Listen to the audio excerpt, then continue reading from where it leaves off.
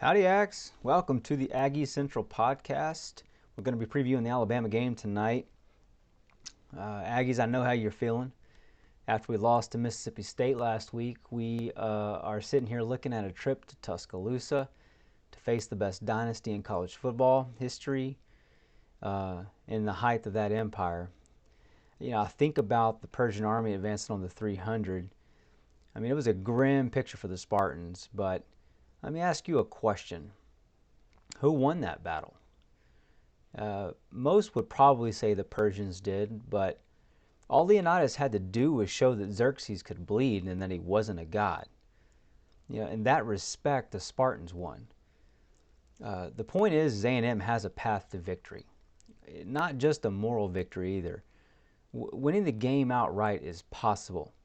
Don't let yourself be told otherwise. Don't forget, and we were told all of this last year coming in 3-2, playing a backup QB, it's the same this year and the circumstances eerily similar.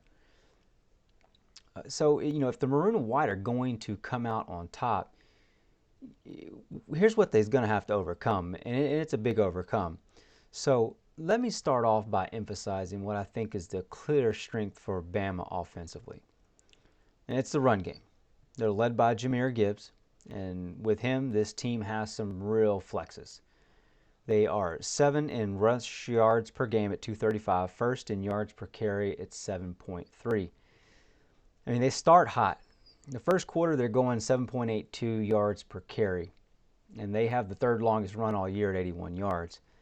And they're even better on first at 8.7 yards per tote. They keep it extremely even. 53% of the time they are rushing. As an Aggie, when I hear this, I cringe a little. It would be like scheduling an opera singer to headline Chili Fest. It's just a total mismatch.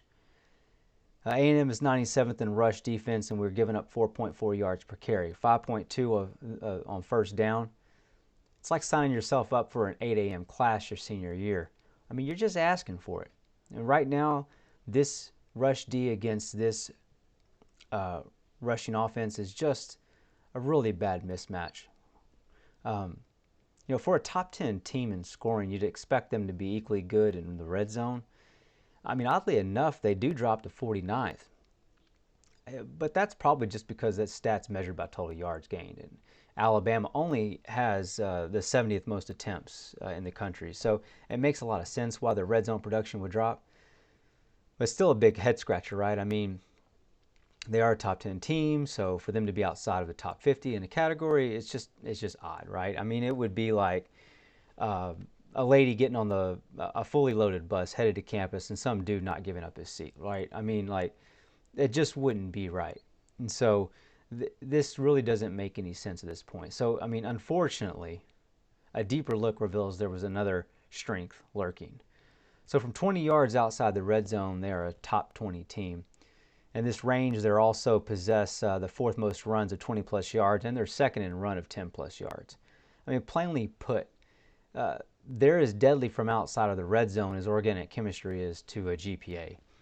Hell, look at what Jahmyr Gibbs did just this last Saturday. So 2 TDs. He ran in 2 TDs against Arkansas, one of 72 yards, one of 76 yards. He did 8.7 yards per carry, 10.9 per catch. He's got 5 TDs so far, what he's doing. So those 3 numbers are all in the year, not against Arky. This guy, he's the guy right now. Jahmyr Gibbs is the real deal. Okay, on the O-line, Ekiyor, Latham, McLaughlin, Steenbooker, they're all plowing the way for Gibbs, and they provide a lot of protection for Bryce Young. It's not real clear whether or not Bryce is going to be there or not. Milroe might be the guy. Looked the part. I actually might even be a little bit more nervous about Milroe. We haven't played a real mobile QB this year, at least not like him. But Bryce Young really poses the throwing risk here. So, rarely does this offense give up a sack or tackle for loss. They're coming in at 21st and 23rd respectively. And we've struggled in this area all year. We're not really getting a lot of sacks. We talked about some of this because of matchup. But in this situation, scheme versus their talent and experience not making it look any better. Literally and figuratively, they are huge parts to the success of the offense, and they're paying huge dividends. He's a huge offensive lineman, and what they're doing, they epitomize the idea of a blue chip recruit. Like a stock with a 10% ROI. So they're really paying you back on what they're giving. Now, after they push you on the ground with Gibbs and that terror of an offensive line, they will hit you with a slew of wide receivers. Honestly, their receiving core is like walking down Northgate trying to figure out which bar is the best. Maybe there's one that you might prefer. Whenever I was in college, it was called Hole in the Wall. It's kind of right next door to where the Tipsy Turtle is now. But with their wide receiver core, I mean, they're serving up cheap shots all night long until 2 in the morning. So every single one of them is good at this point, just like all those bars. Trayshawn Holden leads in total yards with 228 and 4 TDs. But Kobe Prince is just as dangerous with a 14-yard per catch average. And Jahmyr Gibbs gets in on the action too. They're going to make you cover all ends of the field, okay? And that number for Jahmyr and what he's doing there really tells you that. And you're going to have to really keep an eye out. So Ja'Cory Brooks, Jermaine Burton, Isaiah Bond, Cameron Latu all have over 100 yards receiving on the year. You cannot take a play off with these guys. It's not like taking dance appreciation as your elective. You can't just show up for the test, okay? You have to keep a dude on these guys at all time. A&M was thought to be able to do this with their secondary early on because we had a top 10 pass D, but we've since given way and dropped to 30th by allowing 188 yards per game. That's where we're doing currently. It's nothing to slouch at. It's like pulling a 3.1 GPA. I mean, it's very good. It's not getting you into med school, though. Unfortunately, though, Bama does have a top 10 pass D. They are only allowing 149 yards per game and 5.3 yards per attempt through the air, and that is dynamite. If you factor in for yards per catch, the Aggies are sporting a 5.8 yard per catch average, which is relatively close and puts us right in the neighborhood. Other than total yards, the pass D are actually nearly identical. If you factor for attempts, it shows that Bama has faced less attempts, which would clearly affect their total. So, I mean, it's similar to choosing taco joints in the station.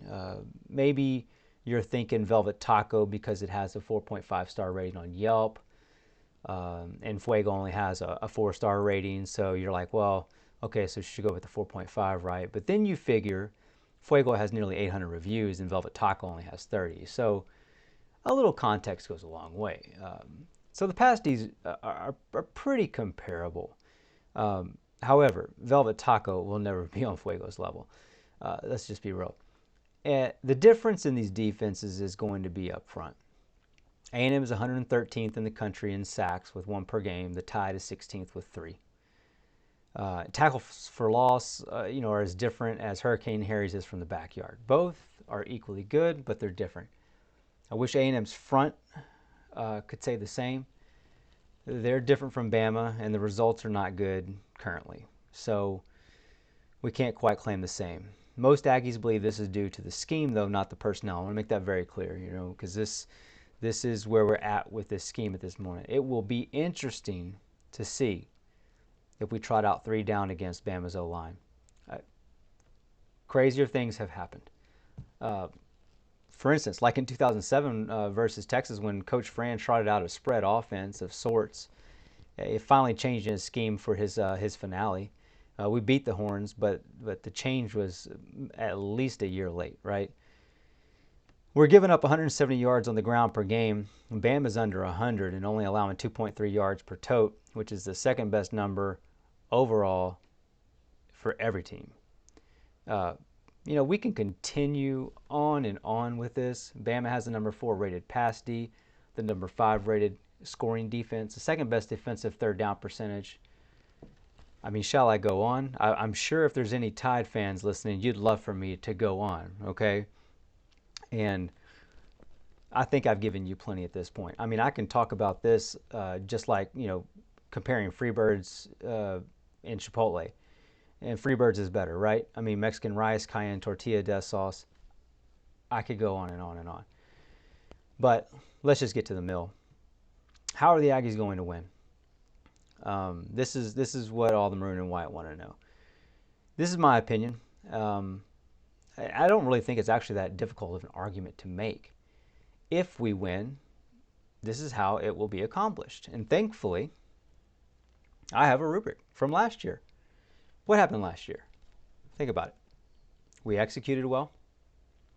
Um, uh, we orchestrated a very good game plan. We made some plays, and we matched them in physicality. That's how we won that game. Talk about a few other things too, probably. I mean, special teams was a big deal, but that falls under making some plays. I mean, if we win this year, that's how I believe it's going to be. I think we could even beat them with a three-man front. And I know, that sounds as crazy as doing a double major in mathematics and electrical engineering. But I'm telling you, we have the players. We've seen what the O-line can do when they are on. We've seen what a chain can do. We've seen the defensive line flash greatness. Russell and Cooper can be great, and the secondary has all the potential in the world. It might only take just a flip of the switch, and that's kind of like what it was last year, right? It was just a flip of the switch. You know, if we stop playing young this game, which we had been playing young up until this game last year, we're going to be in this game. Get motivated, we're in this game. Put a few things together like this, and we're in this game. Get a turnover or two, we might win. Make a special teams TD, get a quick 6 on a timely turnover, make a stop and score, some way in this way with a short field, and I mean, we're in business. We can be in this thing. But I do have grim news, because I'm going to give you my prediction based off of the paper prediction. You know how to do this. It's with the stats, the numbers, like I said, on paper, the things that you would account for, not all the X factors, not all the other things that you would say, well, I kind of thought, well, if we did that, then we would win. And I went through those things, right? But on paper, right now, I don't see this game being any better than 52-7 in favor of Alabama. It kills me to say it. I wish we were at a different spot right now, but I've been working on getting better and better at this for you guys, because I do not want to lead you astray, and I don't want to be giving overzealous predictions. I'd rather give you a more realistic one, be close. Maybe the Aggies get the win on these kinds of things, or they cover and they do better, they play and they compete, but I want to shoot straight with you. And I think this is a reasonable prediction for where we're at. Maybe 52 is a little high. Maybe we're able to keep them to a little bit less than that. But if they run it the way that we've been allowing it to be run on us, I just don't see our passing D keeping up. I think they're going to hit some big shots down the field if they're allowed to run the ball. But we're going to have to play incredibly different on defense for us to stop the run. The three-man front, like I've told you, I'm not necessarily a fan of it. I'm not necessarily against it. It depends. It depends on how we're going to run it. I've told you how I like to run it, or I'd like to see it being run, and we're just not doing that right now. And it's got to have more dedication to stopping the run. We have to stop the run. I don't think we've done it all year. I don't even think we did it against Sam Houston State. Good soul, Ross. Good grief. So we're going to have to focus on that. If we can stop the run, we could let our secondary work. And we could limit that score to 20 to 30 points. But are we going to stop the run? Are we going to do something different? Are we going to run a four-man front? Or are we going to play more aggressive at the line with run blitzes and getting our guys close to the line of scrimmage? We haven't shown a proclivity to make this change, so I don't expect it to happen. But if we do, I think we open up a whole realm of possibility for this game to turn out differently. Big news out of Aggie land today is that Max Johnson is definitely out for this game. He had a broken thumb. So King looks to get the start. I do not think it would be good to go with Wiegman at the moment. I heard this point made earlier that if Wiegman was ready this week, then he was ready last week. So he probably would have played then. And I worry about trotting him out there first time against Alabama, especially where we're at with the offensive line right now. I definitely think we're getting some injuries because we're a bit ill-prepared and we're ill-positioned. Looked like that's how Max got hurt. There was some pressure up the middle, and when he threw, that thumb went into the defender. So if we had blocked better there, and that probably wouldn't have happened. So unfortunate all around, especially about this matchup. I would love to see Damani get another turnover, a chain get another kick return TD, something along these lines. If we can get a spark, if we can go punch them in the mouth, if we can show them that they're human, rip that piercing like they did when he threw the staff at Xerxes in the 300, and all he could do is hide himself because he was bleeding, and he'd been claiming he was a god. We could win this, but we'd have to show them that they're not who they say that they are. Question is they not? And they probably are who they say they are, even if we're able to punch them in the mouth. So it's going to be a knockdown, drag out, no matter if we can make some headway. So it'll be interesting. Let's see what it's got. The line is only at 24 right now. I say only at 24 because my prediction has it going over that. I thought maybe it might even be more, but it's a big number. So if we could even keep it within that number, it'd probably be a win. But don't count these guys out. Don't count these guys out, because just like last year, everybody counted us out, and then we took down the Titans. So an army of 300,000 went down, and you can do it again. They may have won that battle against that 300, but what they did was they woke up the 10,000 Spartans that were behind them, and so maybe this team's ready to wake up. Maybe they're ready to go to battle. They will kick and fight with the best of them. I've never seen them quit. Just looking to go out and see what kind of execution we're going to get from them this week. And if we get what we think we can get from these guys, if they play to their potential, they can do it. So we'll find out what that looks like on Sunday. We'll see right back here after the game. Give a reaction, analyze the game, talk about it, see what's going on. Update the predictions. We got a bye week after that, so we'll be glad to settle in and make some improvements. So until then, we'll see you on the flip side of the game.